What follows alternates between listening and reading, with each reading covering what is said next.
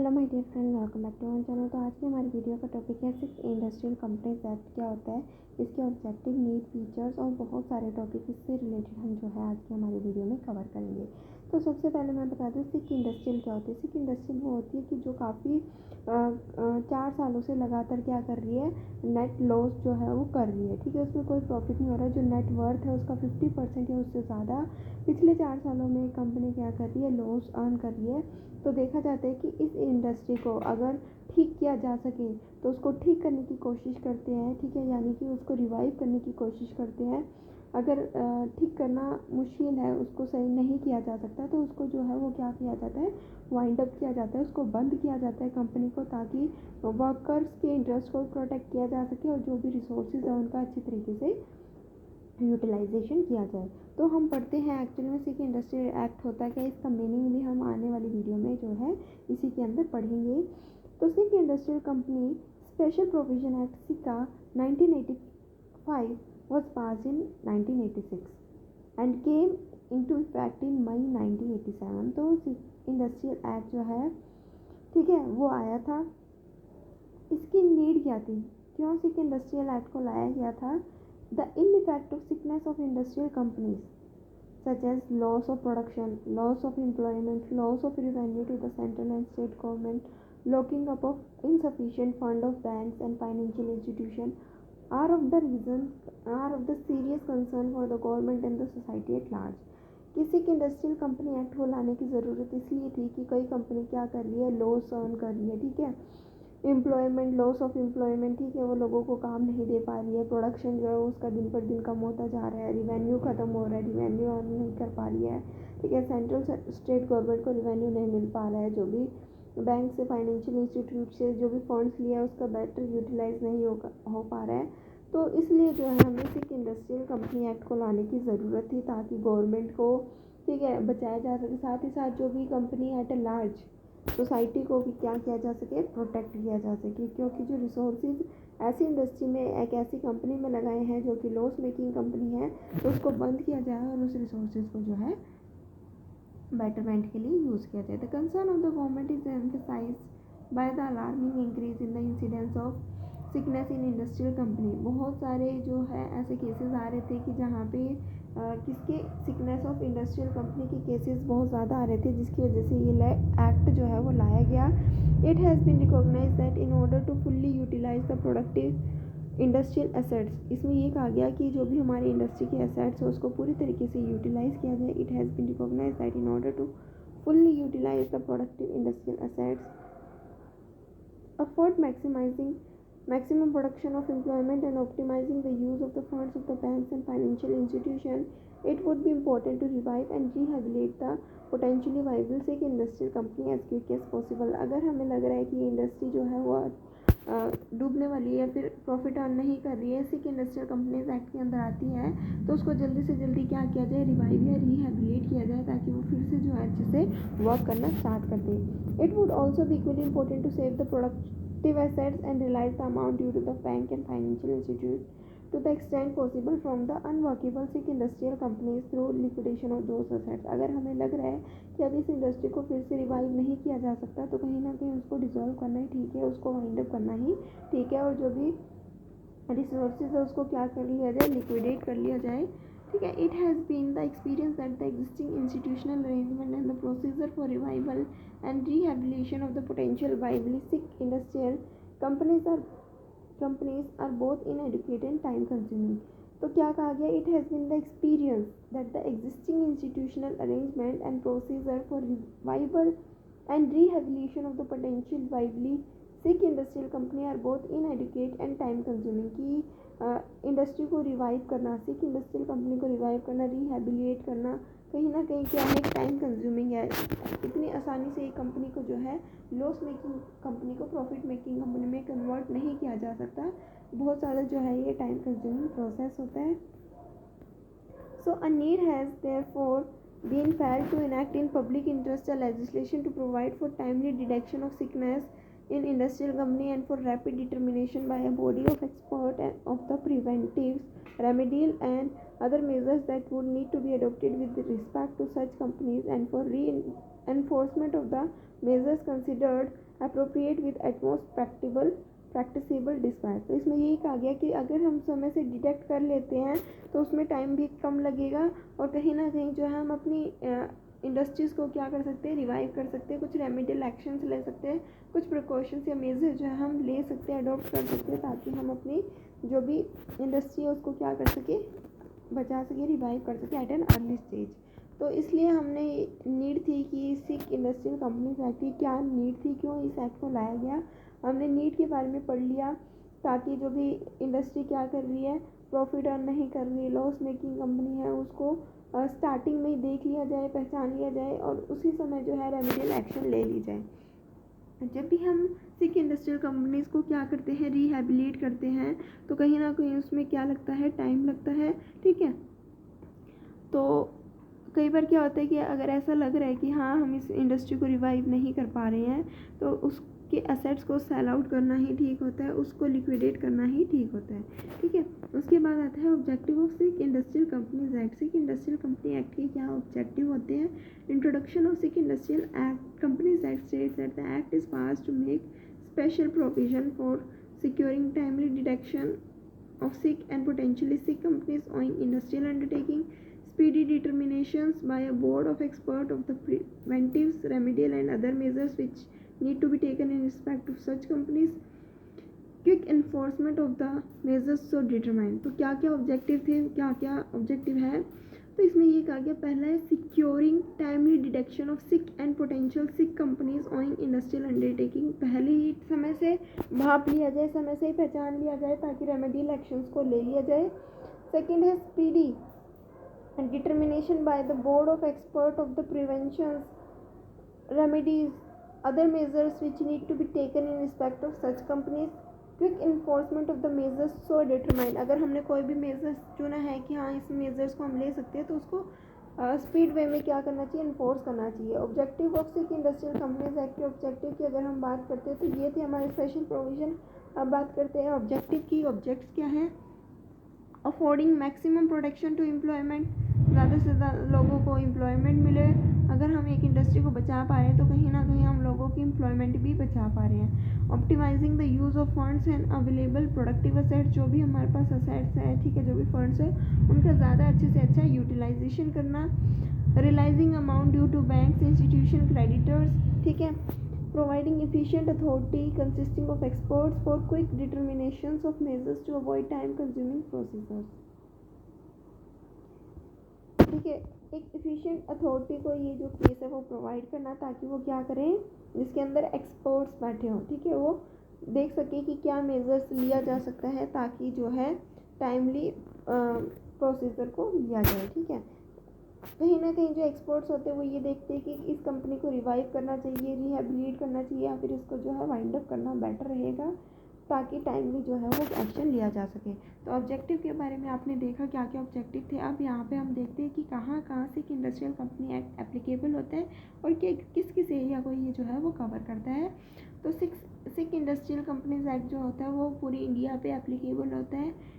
It may thus be noted that for an establishment to be covered under Sick Industrial Companies Act, it must be owned by a company registered under the Company Act। Coverage ये है कि जो भी company है वो क्या होनी चाहिए, रजिस्टर होनी चाहिए, ठीक है,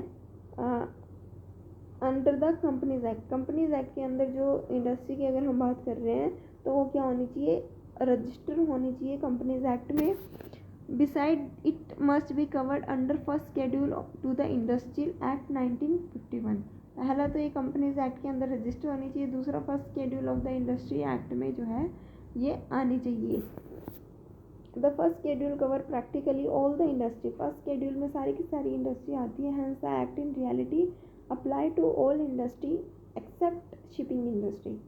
ये जो एक्ट है वो कहाँ पे अप्लाई होते हैं, अगर हम बात करें तो हर एक इंडस्ट्रीज़ पे अप्लाई होता है, शिपिंग इंडस्ट्री को छोड़ के। यानी कि हमसे ये कहा जा सकता है कि जो फर्स्ट शेड्यूल है वो हर एक इंडस्ट्री पे अप्लाई होता है, लेकिन शिपिंग इंडस्ट्री पे अप्लाई नहीं होता। तो जो भी कंपनीज़ हैं, ठीक है, सिक इंडस्ट्रियल कंपनी एक्ट के अंदर कौन कौन सी कंपनी जो है वो कवर होती है। जो पहली बात तो ये कि कंपनीज एक्ट के अंदर वो रजिस्टर होनी चाहिए। सेकेंड, जो भी फर्स्ट शेड्यूल है इंडस्ट्रियल का उसके अंदर वो कवर होनी चाहिए। The act applies to the government.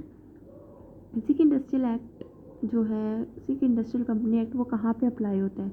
The act apply to government as well as private undertaking. Section 61 subsection 7 of the Companies Act define government companies as those in which central government or state government or partially central partially state government together hold at least 50% 51% of the shares in the company। ठीक है,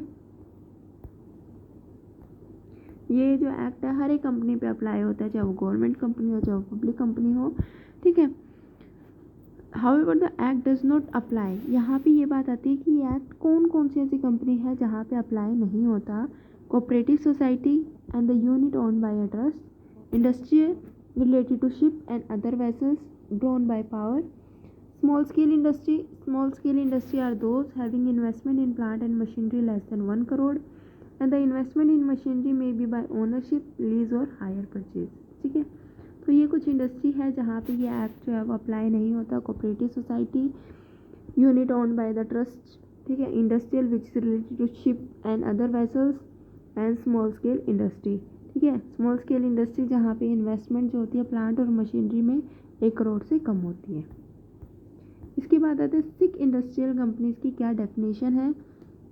the expression sick industrial company is defined under section 3 subsection 1 of the act to mean an industrial company being a company which is registered for not less than 5 years। यानी कि एक ऐसी company जो 5 साल के लिए रजिस्टर हो, which has at the end of any financial year accumulated loss equal to or exceeding its entire net worth। यानी कि किसी की इंडस्ट्रियल कंपनी की ऐसी कंपनी है, ठीक है, कि ऐसी इंडस्ट्रियल कंपनी है जो कि 5 साल के लिए रजिस्टर है, साथ ही साथ उसका जो एक्यूमुलेटेड लॉस है, ठीक है, at the end of every financial year, वो किसके इक्वल होना चाहिए? या तो नेट वर्थ के इक्वल है या फिर उससे ज़्यादा है। ठीक है, तो thus a company to qualify as sick industrial company must satisfy the following condition. कब मानेंगे कि ये कंपनी जो है वो सिक इंडस्ट्रियल कंपनी के लिए क्वालिफाइड है?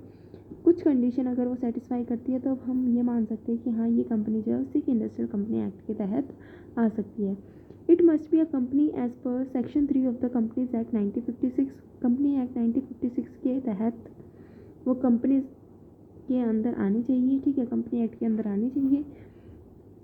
It must be an industrial company, that is it must own one or more industrial undertaking। यानी कि एक इंडस्ट्रियल कंपनी होनी चाहिए, उसकी एक या एक से ज़्यादा इंडस्ट्रियल अंडरटेकिंग होनी चाहिए, तभी वो जो है इंडस्ट्रियल कंपनी से इंडस्ट्रियल कंपनी एक्ट के अंदर क्वालिफाई होगी। It must have been in existence for not less than 5 years. ठीक है, उसकी एग्जिस्टेंस जो है कम से कम 5 साल होनी चाहिए। It accumulated loss must not be less than it's net worth. जो भी लॉस है उसकी नेट वर्थ से कम नहीं होना चाहिए, या तो नेट वर्थ के इक्वल या फिर उससे ज़्यादा, तब वो जो है वो सिक इंडस्ट्रियल कंपनीज एक्ट के लिए क्वालिफाइड होगी। उसके बाद हम बात करते हैं इसकी फंक्शनिंग की। So let us now learn as to how does SICA work. ठीक है, सिक इंडस्ट्रियल कंपनी एक्ट किस तरीके से काम करती है उसके बारे में हम पढ़ेंगे। As you have noted that the main objective of sick industrial companies act is to identifying sick industrial unit and to undertake speedy measure to revival and rehabilitations of those sick units. For accomplishment of these objectives, Sick Industrial Companies Act provide for constitution of BIFI। इस objective को accomplish करने के लिए, achieve करने के लिए कि objective ये है कि जो भी सिक इंडस्ट्रियल है, ठीक है, जो लॉस मेकिंग है उसको कहीं ना कहीं रिवाइव किया जाए या रिहेबिलिएट किया जाए, यानी कि उसको लॉस से बाहर निकाला जाए। तो इस ऑब्जेक्टिव को अकम्प्लिश करने के लिए सीका ने क्या किया, एक BIFR को जो है वो कॉन्स्टिट्यूट किया, बनाया। BIFR क्या है? एक board for institutions, board for industrial and financial reconstructions, and the same was constituted in 1987 as a quasi judicial body. और सीका ने क्या किया, एक BIFR को कॉन्स्टिट्यूट किया 1987 में as a quasi judicial body. Quasi judicial body क्या होती है? It means a public body other than a court of law possessing the power to hold hearing on disputes matter between a private person or a public agencies and to make decision in the general manner of a court regarding such dispute claims। ठीक है, उसके बाद आता है when an industrial company become sick.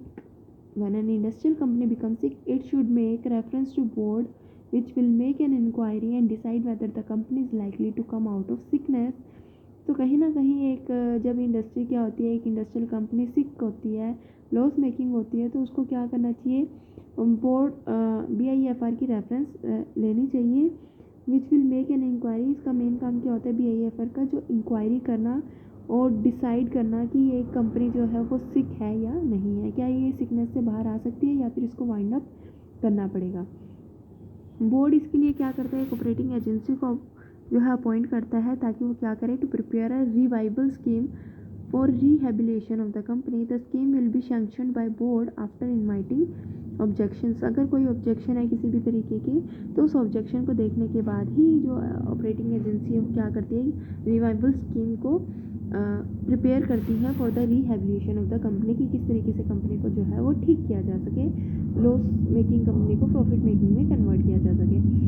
Whether a company has become sick can be decided only after account has been finalized and audit। एक company सिक है या नहीं है वो कैसे चेक होगा, उस कंपनी के अकाउंट्स को चेक करने के बाद, फाइनलाइज करने के बाद, ऑडिट करने के बाद ही ये पता लगेगा। After the accounts are finalize, board of director of the sick industrial company must make a reference to BIFR within 60 days after finalization of the accounts। Accounts को फाइनलाइज करने के बाद जो बोर्ड ऑफ डायरेक्टर है sick industrial company का, वो क्या करता है, BIFR को रेफ़र करता है, उसकी रेफरेंस लेता है within 60 days after finalisation of the accounts को फाइनलाइज करने के बाद BIFR को रेफ़र करता है। So if the board of director are of the opinion that the company is sick industrial company, it can make a reference even before finalization of the account. Board of director ये समझते हैं कि हाँ ये सिक industry है, ठीक है, तो कहीं ना कहीं अकाउंट्स को प्रिपेयर करने से पहले ही वो जो है BIFR को रेफ़र कर सकते हैं। So reference is made for determination of measures which shall be adopted with respect of the company. तो रेफरेंस इस रिगार्डिंग की जाती है कि क्या मेज़र अब लिए जाएँ, ठीक है, कौन से मेजर्स को अडोप्ट किया जाए। So the reference can also be made by the central government, state government, reserve bank, public financial institutions, state level financial institution or any of the scheduled bank। You may note that BIFR does not have its own elaborate function। BIFR के खुद का कोई functions नहीं है, कोई infrastructure नहीं है, ये function करता है through the operating agency। operating agency की अगर हम बात करें तो public financial institutions, state level institutions, scheduled bank or other person as may be specified by general or specific orders of the board, ठीक है। It has appointed various institutions and various banks as operating agencies।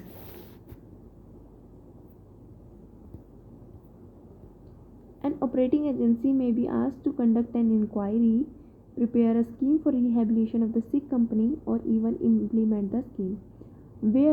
However, after inquiry and consideration of all the relevant facts and circumstances, and after hearing all the parties concerned, the board come to the conclusion that the net worth of the company is not likely to become more than accumulated loss within reasonable time, and the company is not likely to become viable in future and meet its financial obligation, it may recommend its winding up to the high court। सारे के सारे inquiry करने के बाद, relevant facts को check करने के बाद, हर एक पार्टी को सुनने के बाद बोर्ड इस डिसीजन पे आती है कि जो नेटवर्क है कंपनी का is not likely to become more than accumulated losses, कि अगर ये कंपनी और आगे काम करती है तो इसको जो है लॉस ही होगा। तो इस कंपनी को जो है रिहेबिलिट करना, ठीक है, रिवाइव करना पॉसिबल नहीं है, ठीक है, क्योंकि ये अपनी फ्यूचर की जो ऑब्लिगेशन है, फाइनेंशियल ऑब्लिगेशन को वो फुलफ़िल नहीं कर पाएगी।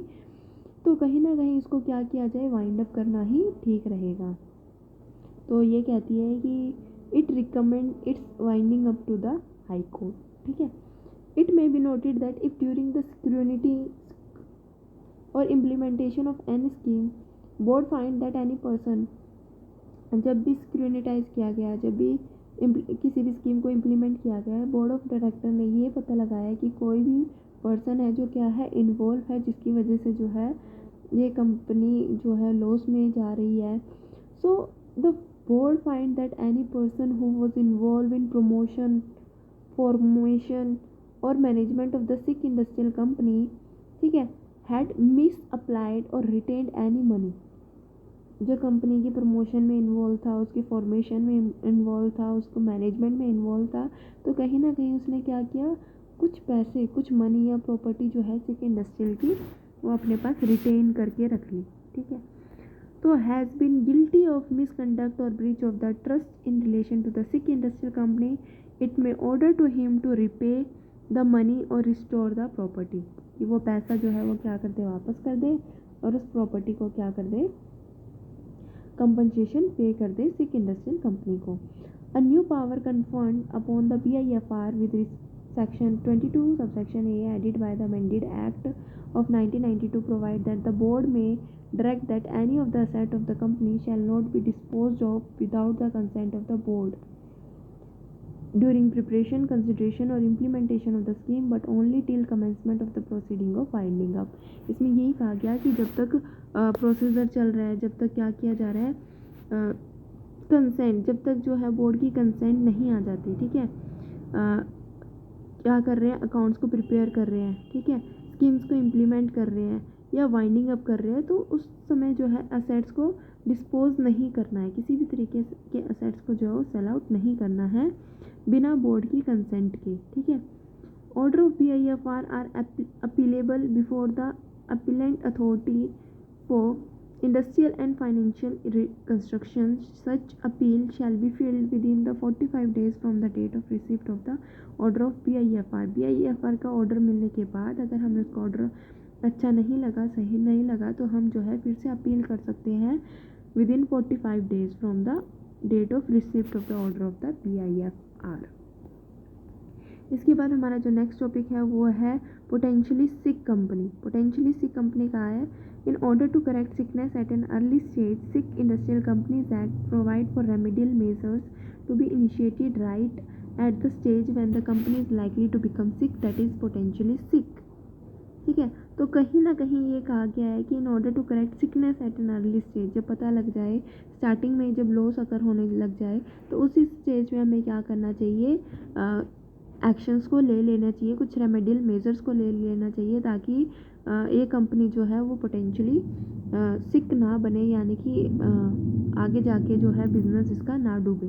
तो अब potentially sick industrial company one whose accumulated loss at the end of any financial years have resulted in erosion of 50% or more of its peak net worth during the immediately preceding 4 financial year, losses for continuously 4 year। Potentially sick industrial company वो company है जिसका accumulated यानी कि total loss at the end of any financial year, ठीक है, किसी भी financial year के एंड में उसका जो लॉस है वो 50% या उससे ज़्यादा है उसकी नेट वर्थ से, ठीक है, during the immediately preceding 4 years। ठीक है, means the company who is earning a loss for 4 years, ठीक है, कॉन्टीन्यूसली 4 years से कंपनी जो है वो लॉस अर्न कर रही है, and loss is equals to net worth or more than that the net worth। तो whether a company has become potentially sick company can be known only after finalization of its audit account।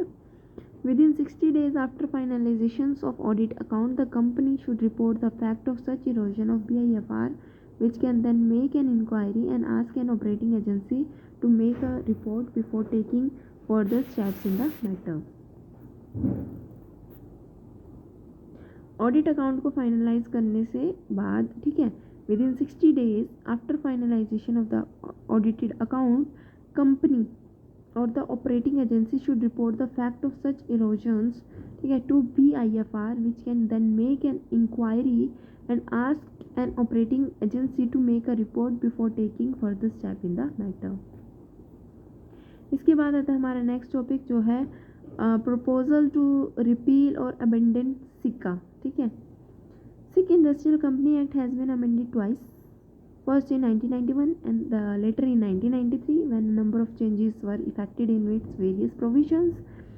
As stated earlier, the company's second amendment act 2002 has incorporated provision which is relating to sick industrial companies concerning the authority to deal with industrial sickness upon the national company law tribunal, which shall also be responsible for ordering winding up of the company ठीक है। तो according to sick industrial companies act is propose to be repealed and is sought to be wound up.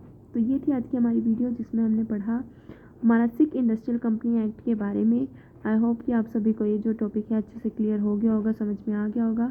Video अच्छी लगी तो video को like share subscribe करना मत भूलना। Thanks for watching.